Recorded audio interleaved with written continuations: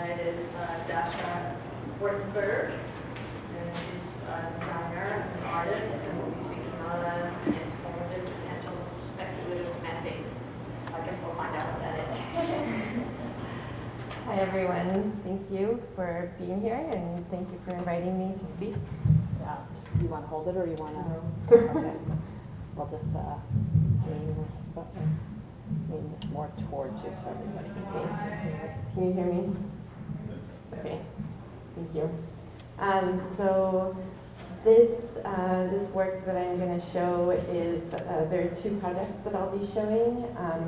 So I'm going to dive in. Starting with a quote from Borges that many of you are likely familiar with. It's on exactitude in science, and it's going to be up here for a little while, so I'm not going to read every word of it. But what I find interesting about it is that it at first appears to be a work that satirizes a kind of quasi-medieval obedience, driving a given technique of mapping to the absurd.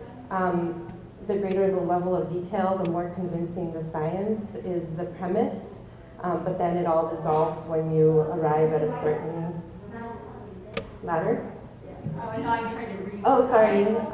It's a chapter. Should I read it? Yeah. Okay.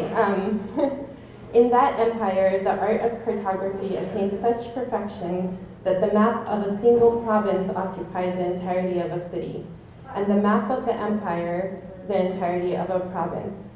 In time, those unconscionable maps no longer satisfied, and the Cartographers Guild struck a map of the empire whose size was that of the empire, and which coincided point for point with it.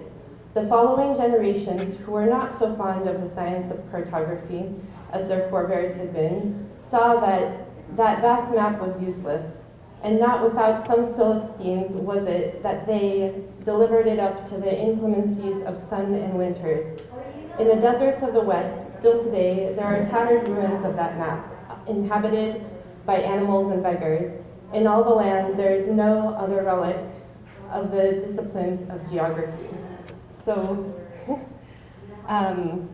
so there's a sort of approach to science where at some point it dissolves, and although we believe in it, there's still a level of humanity that should be sought. So, as the title suggests, the passage is also an allegory of the human tendency to pursue explanations or truths through infinitely detailed representations and deconstructions of our perceived environments and experiences. This pursuit of and faith in detail risks both a misperception of reality and a myopic focus on the illusion of fact. The passage feels particularly relevant today as we live in a world whose physical and experiential mapping is undergoing exponential increases in resolution daily through innovations in representational and analytical technology. With our ability to generate a continuous spectrum of skilled mapping from global information systems or Google Earth to genetic sequencing, the units of measurement and what we measure become ever more pressing questions. Scale is synced and linked, and individuality dissolves into a sea of data points.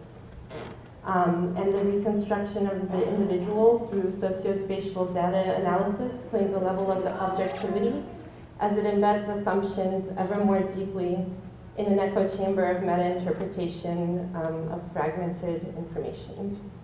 Wow. Not bad, huh? Maybe that's a little too pessimistic. So, how can we as individuals and artists and researchers intervene to reveal the artifice and limitations of the realities proposed to us by the structures in which we exist? So some of these photographs are ones that I took during a research road trip. So in particular, this photograph is in this kind of desolate location where a person built a monument to the kind of victims of progress. And this image I loved because of the replication of the mountains behind it. So how can we display the very real, physical, and textured lives that we lead as we navigate between deconstructing and reconstructing the worlds that are given to us?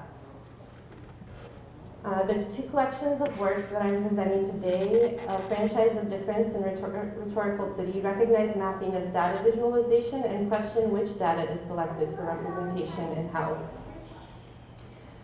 They simultaneously engage in methods of data collection and dissection and react to these by considering individuals and human interactions, both as quantifiable parts and as irreducible wholes. So for me, mapping is a very personal project. This is my grandfather, and while serving in the Soviet Army during and after World War II, one of his assignments was cartography. And he told me stories about how he measured and mapped in detail, but was sometimes instructed to misrepresent, not to show a city, to mislabel a street name, etc. So today, through ever-proliferating media, there's a greater and greater conflation of cartographic fact and interpretation, but there's also a manipulation of these tools and some misleading information that can occur that are inherited byproducts of cultural and geographic bias. So, inherent to mapping is speculation. And some of my research was into the United States and to the mapping of the interstate highway system.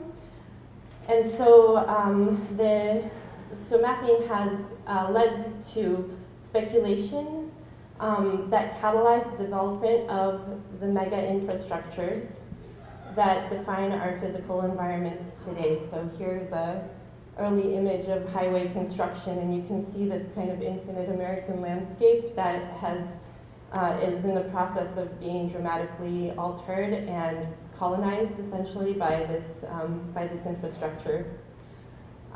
It was done in the name of safety, satiety, and shelter. And it has transformed our national landscape into a strange aggregation of ironies and stealthy poetry that vary in the subtleness of their expressions of turbulent misunderstandings and deep struggles that exist along the edges of our mega infrastructure, side by side with happiness and extraordinary and idiosyncratic individual expression. So this is the first example, A Franchise of Difference, which was a project I did 5 years ago that speculated on national values. So in our mapping softwares, the resolution of representation varies from place to place. Sometimes if you zoom in enough, it'll tell you that the information for a given location simply is not available, or it kind of evaporates. And this is true of this location, which is a rural, oil refinery-driven, hunting-enthralled, taxidermy-decorated Rawlins, Wyoming, which doesn't have the same demand and representation as Manhattan, for example. But it's rife with some fascinating complexity, which is something that I witnessed when I visited some of these locations. Okay, make this play.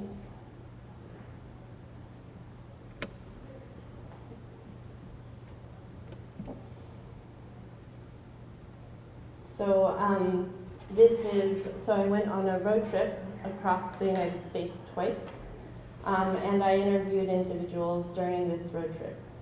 And I'm gonna kind of go to a regular screen view to show you this video.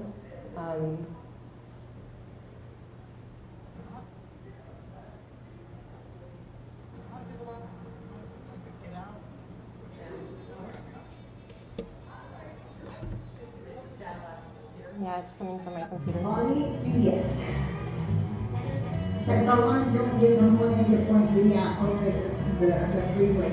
Otherwise, I like to keep Kansas State roads or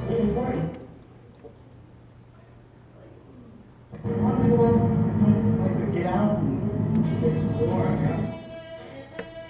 I used to go behind here with a car, I stopped, party and gas. So, If I want to do it, get from I point A to stopped, point B, I'll take unlike the this freeway. person that I was interviewing for interviews, and to talk to people and to visit places that I thought were interesting. I had this toolkit for recording the information and documenting those conversations. And then I started thinking about how they relate to one another. How do these individuals, how do they correlate to one another?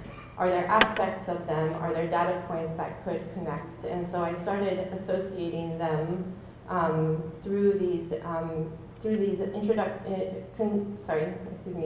conflicting or correlating information.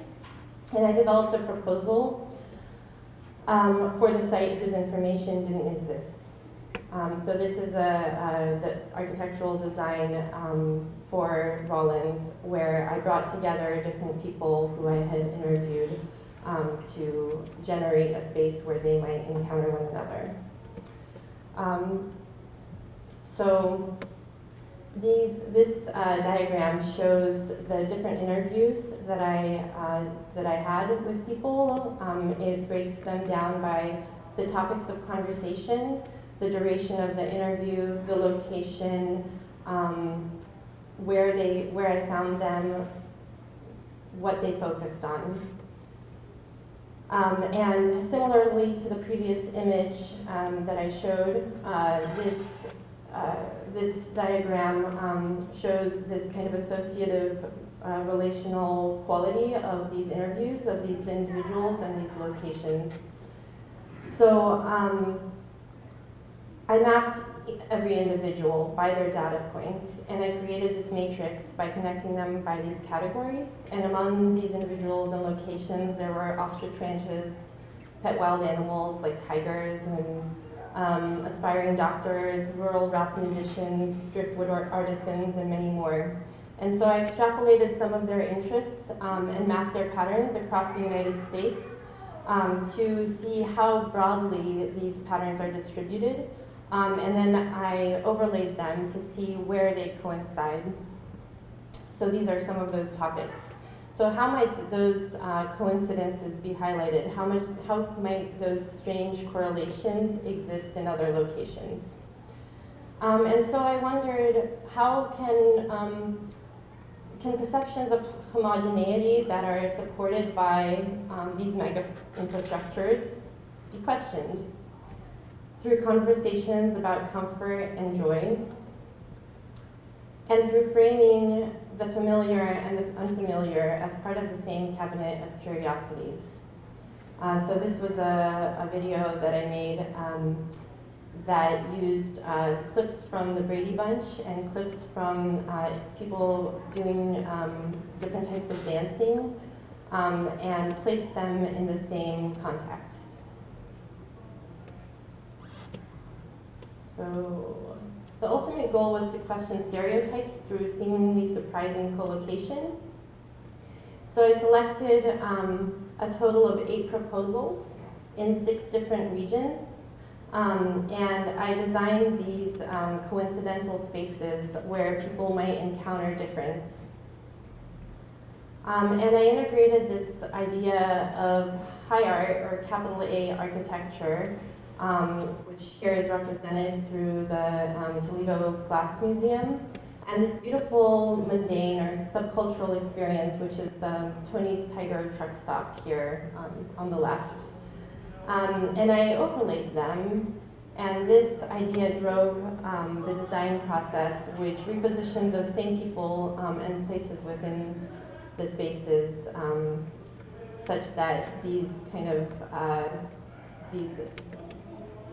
angled hallways connected them. So their rhetorical juxtapositions were connected to the complex sociocultural vessels represented by the living individuals and the geographies that I have encountered. So here, research and speculation offer insight into human relationships by mapping from people to data points, to patterns, to collections, to form, and to terrain and built environment, and back to people again, collapsing geography, generations, space, and ideology, and bringing people who might otherwise never have met into conversation with one another. So the second topic, the second project I'm going to present is Rhetorical City, which speculates on community, which was a project that I did earlier this year through the 01 American Arts Incubator. So I traveled abroad to Morocco to participate in this exchange. And I was partnered with Cuisine, which is an arts organization in Casablanca. My workshop started by asking the participants to deconstruct meaning, interpretation, and stereotype. And again, I'm going to leave the screen to show you this video.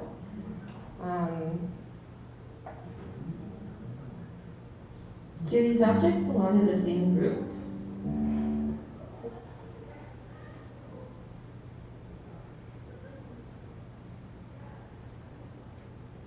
Do these objects belong in the same group? What is the most important quality of this object? Is it that it's round, small, orange, sweet or tart, juicy, or the sound that it makes when you peel? So I'm not going to show you the full video, but the idea was that the lessons or the takeaways were that you allot meaning to any object that you analyze or to any experience that you analyze. And so we engaged in a synesthetic relay where participants found objects and then associated them to other objects based on, so the first object was from one sense, and they then interpreted it through another sense, and it was a very analog exercise because of the resources that we had, but the idea was that they then broke down the way that they had come up with their associations, and they broke them down into words which they then reassociated with one another to create a sort of semiotic analysis of the whole process. And so it was linguistically scientific, and it helped us talk about questioning stereotypes and breaking down boundaries, which also translated to a portrait exercise which they did where they reconstructed themselves through pixels, through determining the meaning, the importance of various pixels. So they didn't necessarily re-represent themselves in a kind of scientific way, but in an interpretive way. And then they located their memory in the city, which became layered and interconnected. The participants then explored spaces that spoke to critical cultural concerns that they each had. And then they did this in different parts of the city that impacted or moved them. And they each used mapping as an expression of their critical cultural concerns. So for example, Yusuf and Yasser worked on their neighborhood, the 04, whose bad reputation hides a deep undercurrent of creativity. This fascinating urban plan is hexagonal pattern, and they examined the spaces of their everyday lives and disconnected them from their greater urban context to discover a legibility of this urban diagram that is statistical. So every hexagon has 12 homes in it, and so they then deconstructed these hexagons to identify which ones artists lived in, and identified these spaces as beacons, and created this sort of diagram of statistical analysis of their urban space, showing where there were artists living. And then they put it in a suitcase and aligned it with with images of the artists and links to the artists so that people could learn more about them. Excuse me. So I'm going to go quickly now because I know we're short on time. The hybrid gastronomies group sought out urban spaces where immigrants from sub-Saharan Africa live and work to learn about their countries. In Morocco, there is a lot of suspicious and discriminatory behavior and emotion against immigrants from sub-Saharan Africa. And this team believed that by evaluating and comparing ingredients in Moroccan cuisine and that of one or more countries from the sub-Saharan regions, they could map overlapping identities, fuse, and eventually hybridize them. So their goal was to make a hybrid gastronomy or a hybrid dish by analyzing the ingredients. They also did some statistical research on where the immigrants are coming from and created this map, which they then used as a lens through which they projected music and historic imagery of the nations. And finally, this group, which I'm again going to show the video, they wanted to highlight the institutional knowledge of this marginalized community. There was once a beach here, and there's been a wall built. There's going to be a highway here. And the people who have lived at the edge of this beach, who have spent generations fishing on this beach, are going to be relocated.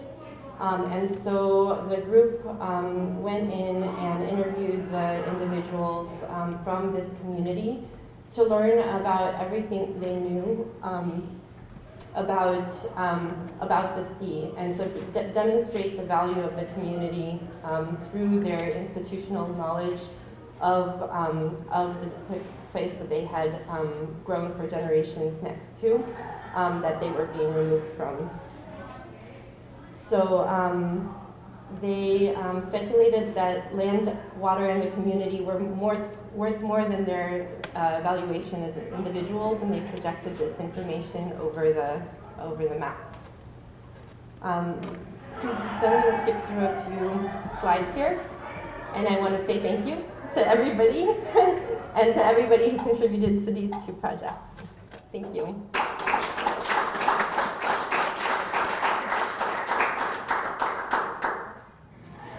Do you have a name for this? What do you do? For what I do? Yeah. Speculative mapping? Are you the only one in the world doing it? I don't know. All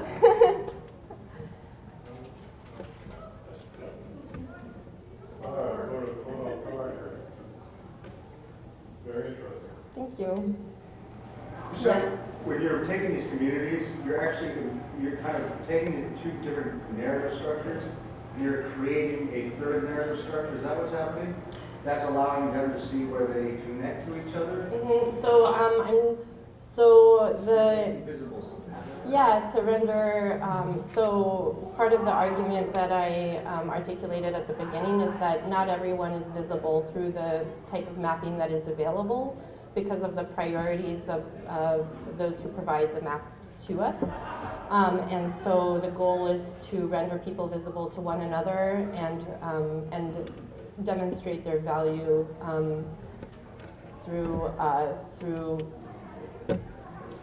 no, not through commodification, through interaction and kind of human expression. Maybe, I mean, and not in. It's not entirely, commodification isn't necessarily an entirely bad thing in something like this, because a kind of consumable interaction is also an interaction that's an introduction to difference, in my thesis anyway.